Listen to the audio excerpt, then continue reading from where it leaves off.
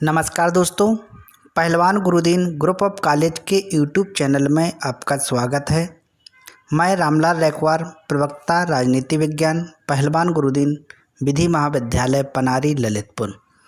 आज का हमारा जो अध्ययन का विषय है, भारतीय राजनीति में धर्म की भूमिका।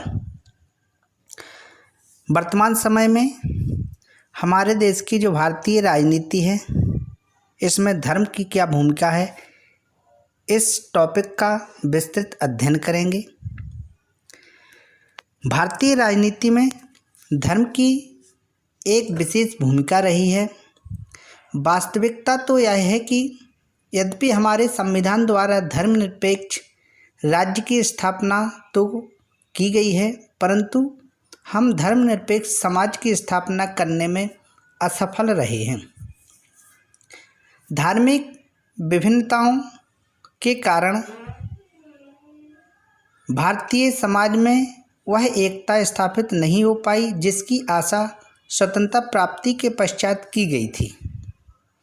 यह भी विश्वास व्यक्त किया जाता है कि राजनीति में धर्म के अलग हो जाने पर हिंदुओं और मुसलमानों के विरोध स्वतः समाप्त हो जाएंगे, किंतु यह भविष्यवाणी भी असत्य सिद्ध हुई। पिछले कई वर्षों में जो विभिन्न घटनाएं अलग अलग प्रांतों में घटित हुई, उन्होंने यह सिद्ध कर दिया है कि सांप्रदायिक वैमनस्य भारतीय राजनीति में अभी भी विद्यमान है। इस वैमनस्य को बढ़ाने में राजनीतिक नेताओं की भूमिका भी कम महत्व की नहीं रही है। भारतीय राजनीति में धर्म का जो प्रभाव है, उसके कारण कहा जाता है कि पहले यह मान्यता थी कि राजनीतिक धर्म और संप्रदाय का शोषण करते हैं, पर अब गंगा उल्टी बहने लगी है। धर्म और संप्रदाय राजनीति का शोषण करने लगे हैं। भारतीय राजनीति में सांप्रदायिकता या धर्म का जो प्रभाव है, उसकी भूमिका महत्वपूर्ण है। भारतवर्ष में अनेक धर्मों को मानने वाले लोग निवास करते हैं। हिंदू, मुस्लिम, सिख, ईसाई, पारसी, आंग्ल आदि अनेक भारतीय जातियां यहाँ निवास करती हैं। भारतवर्ष में प्रारंभ में ही धार्मिक सहिष्णुता विद्यमान थी। सभी धर्मों को आदर की दृष्टि से देखा जाता रहा है।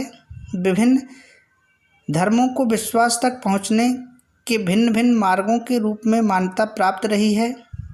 मुगल काल में धार्मिक कट्टरता के साथ ही अकबर जैसे मुगल बादशाहों ने धार्मिक सहिष्णुता की नीति अपनाई।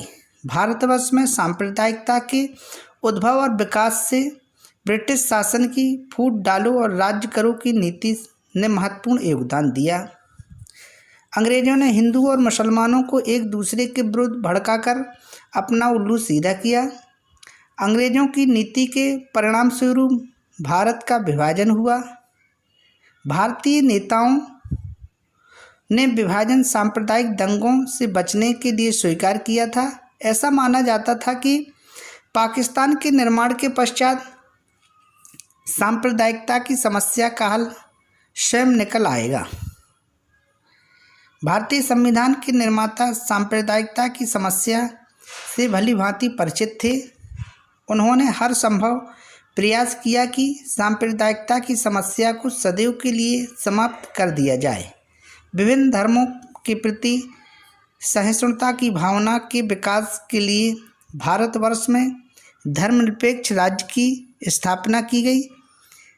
सांप्रदायिक निर्वाचन प्रणाली को समाप्त कर सामूहिक निर्वाचन प्रणाली तथा सार्वजनिक वयस्क मताधिकार का प्रतिपादन किया गया। जातीय भेदभाव को समाप्त कर सभी के लिए समान अधिकारों की व्याख्या की गई। इन व्यवस्थाओं के बावजूद भी सांप्रदायिकता की समस्या का निराकरण नहीं किया जा सका।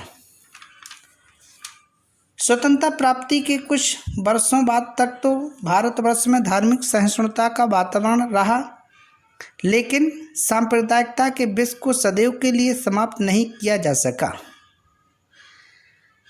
1961 में सांप्रदायिक भावनाएं पुनः प्रबल हो उठी। सांप्रदायिक ताकतों ने फिर से सिर उठा लिया। परिणाम स्वरूप सांप्रदायिक दंगे हुए।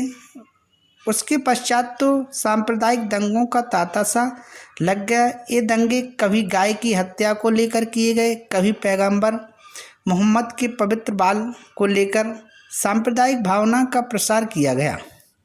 कभी ये झगड़े हिंदू लड़की द्वारा धर्म परिवर्तन कर मुसलमान द्वारा शादी करने पर हुए, तो कभी हिंदू मुस्लिम विद्यार्थियों के झगड़े ने सांप्रदायिक दंगों का रूप धारण कर लिया।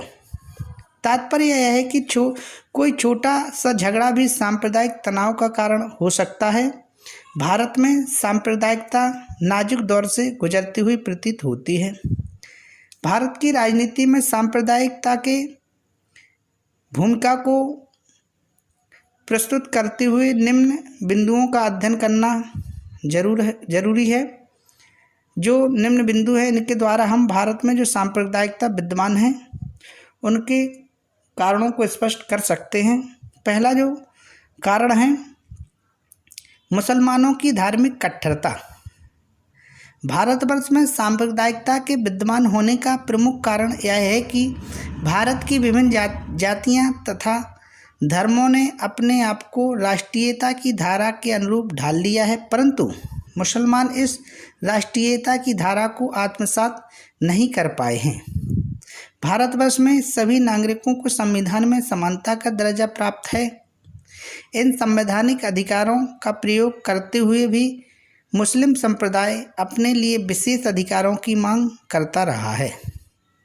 दूसरा जो सांप्रदायिकता या धर्म की जो राजनीति का जो कारण है, हिंदुओं में कट्टरता की भावना। यदि मुसलमानों की धार्मिक कट्टरता से सांप्रदायिकता की समस्या को बढ़ावा मिला है, तो कुछ हिंदू संगठन भी इसके लिए उत्तरदायी हैं। संस्कृति की भिन्नता के कारण आज भी अनेक हिंदू मुसलमानों की भारत के प्रति आस्था में विश्वास नहीं करते। इसके साथ ही हिंदू महासभा, राष्ट्रीय स्वयंसेवक संघ और शिवसेना जैसे संगठन हिंदू राष्ट्रवाद में विश्वास करते हैं। पिछले वर्षों में राष्ट्रीय स्वयंसेवक संघ की विचारधारा में कुछ परिवर्तन अवश्य दिखाई दिए, किंतु यह परिवर्तन वास्तविक नहीं है। केवल राजनीतिक स्वार्थों की प्राप्ति के लिए इस प्रकार के परिवर्तन की घोषणा की गई। इसका जो तीसरा कारण है, सरकार की उदासीनता। भारत में सांप्रदायिकता के विकास में सरकार की इस समस्या के प्रति उदासीनता भी उत्तरदायी है। भारत में जब भी सांप्रदायिक दंगे हुए, शासन ने उनका निष्पक्ष विश्लेषण नहीं किया। सरकार की प्रवृत्ति सारे दोषों को विरोधियों के मत्थे मढ़ने की रही है। सरकार सांप्रदायिक संगठनों, समूहों, संस्थाओं तथा दलों को गैरकानूनी घोषित नहीं कर सकी है।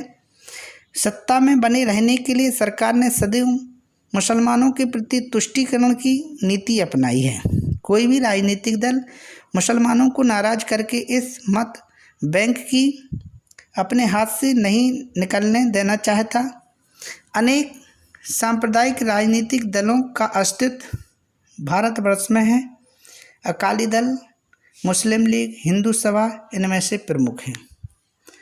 भारतीय राजनीति में जो धर्म का जो चौथा कारण है सांप्रदायिकता का, उसमें पाकिस्तान का दूषित प्रचार। पाकिस्तान ने सदैव ही सांप्रदायिकता की आग में घी डालने का काम किया है। पाकिस्तान सदैव ही प्रचार के साधनों, रेडियो, भाषाओं तथा समाचार पत्रों के द्वारा भारतीय मुसलमानों को भड़काने का कार्य करता रहा है।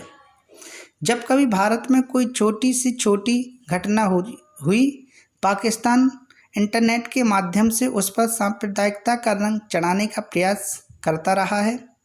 भारत में सांप्रदायिकता को भड़काना संभवतः पाकिस्तान की विशेष नीति का मुख्य आधार रहा है। इस प्रकार सांप्रदायिकता की भावना प्रजातांत्रिक शासन प्रणाली के लिए एक प्रकार की चुनौती है। भारत में यदि प्रजातंत्र को जीवित रखना है तो सांप्रदायिकता के विष वृक्ष को जड़ से उखाड़ फेंकना होगा।